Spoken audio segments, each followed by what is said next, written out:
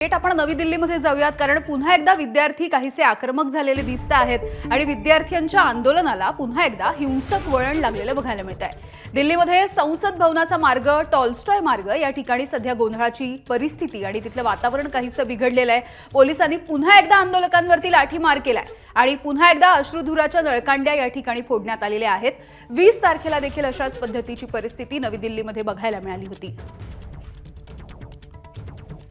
सोमेश कोलगे आमचे प्रतिनिधी आपल्याला याविषयी अपडेट्स देत आहेत। सोमेश, काय अधिकची माहिती आहे? काय नेमकं घडलं की ज्यामुळे पुन्हा एकदा आंदोलन काहीसं हिंसक वळण घेताना दिसतंय? जंतर मंतर रोडवर ज्या ठिकाणी हे आंदोलनाची ठरलेली जागा आहे तिथे आंदोलन सुरू आहे आणि अनेक आंदोलक हे तिथे पोहोचत होते सकाळपासून आपण पाहतोय। पण दुसऱ्या बाजूला काही वेगवेगळी असामाजिक तत्व देखील या आंदोलनात शिरण्याचा प्रयत्न करतायत। काही विद्यार्थी हे आंदोलनाच्या ठिकाणाहून घोळक्याने बाहेर कुठेतरी जाण्याचा प्रयत्न करतात। त्यावेळी पोलिसांची बंदी असल्यामुळे पोलीस त्यांना अडवण्याचा प्रयत्न करतायत आणि या सगळ्यामध्ये पोलिसांमध्ये आणि आंदोलकांमध्ये बाचाबाची होऊन परत एकदा पोलिसांना अश्रुधुराचा वापर करावा लागला असं कळतंय। त्याशिवाय सौम्य लाठीमार करावा लागला या आंदोलकांना थांबवण्यासाठी म्हणून। बरं सोमेश, काय नेमकी आंदोलकांची मागणी होती? किंवा मागच्या वेळेला जर आपण बघितलं तर जंतर मंतर वरून संसद भवनाच्या दिशेने मोर्चा काढला जाणार होता, आता काय घडलंय नेमकं? आता तिथे जंतर मंतरची जिथे स्टेज आहे त्या स्टेजच्या बाजूला जंतर मंतर रोड आहे, केरळा हाऊस आहे, त्या ठिकाणी परिस्थिती बऱ्यापैकी नियंत्रणात राहते कारण तिथे पोलीसही मोठ्या प्रमाणावर आहेत।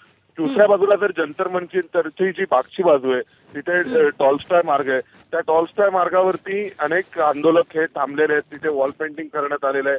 तिथे एक प्रकारे अनेक लोक हे वेगवेगळ्या प्रकारे कशाही स्वरूपाचे कोणी आलेले आहेत आणि या सगळ्यातून तिथे सर्व प्रकारचा कायम गोंधळही होतोय। पोलिसांना परिस्थिती हातात आणण्यासाठी आंदोलकांना वारंवार विनंती करावी लागते आणि या सगळ्यामध्ये काही प्रमाणामध्ये अशा स्वरूपाच्या एलिमेंट्स आहेत की जे या आंदोलनाला डिस्टर्ब करू इच्छितात। या आंदोलनाच्या माध्यमातून काही ना काहीतरी हिंसक वळण देण्याचा प्रयत्न करतायत आणि त्याचाच भाग म्हणून आज परत एकदा आपण पाहतोय की ही कायदा सुव्यवस्थेची स्थिती निर्माण झालेली आहे आणि आता कॉक्रोच जनता पार्टीचं असं म्हणणं आहे की हे सगळं करणारे लोक मुद्दामून घुसवले जातात आंदोलनामध्ये, परंतु पुन्हा त्या आंदोलनाची जबाबदारी कोण घेणार, तिथे नियामक असणार का, या बाबतीचं उत्तर कॉक्रोच जनता पार्टीकडेही नाहीये।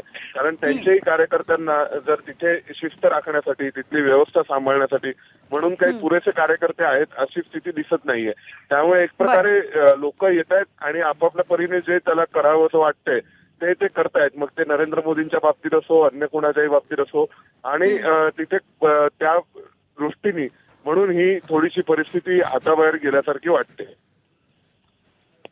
बरं सोमेश, आज पुन्हा एकदा खरं तर सरकारसोबत कॉक्रोच जनता पार्टीचे जे प्रतिनिधी आहेत किंवा आपण शिष्टमंडळ म्हणूया त्यांची चर्चा होणार होती आणि या सगळ्या चर्चेच्या घडामोडींच्या पार्श्वभूमीवरती म्हणजे अगदी काही तास आधी हे सगळं होताना दिसतं आहे दिल्लीच्या रस्त्यांवरती, तर कॉक्रोच जनता पार्टीकडून याविषयी काही बोलणं झालेलं आहे का किंवा त्यांनी काही स्टेटमेंट दिलंय?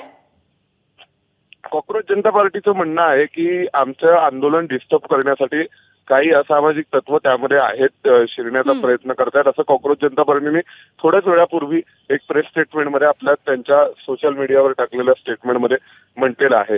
परंतु त्याशिवाय जर आपण पाहिलं तर या संपूर्ण परिसरामध्ये खूप मोठ्या प्रमाणावर अफवा पसरल्या जात आहेत। त्या जखमी असलेल्या काही विद्यार्थ्यांच्या की साधारणपणे कुणीतरी या लाठीचार्जमुळे गंभीर अवस्थेत आहे, हॉस्पिटलमध्ये आहे, तर त्यांच्या जीवाचं काहीतरी बरं वाईट झालंय अशा स्वरूपाच्या अफवा पसरवल्या जातात।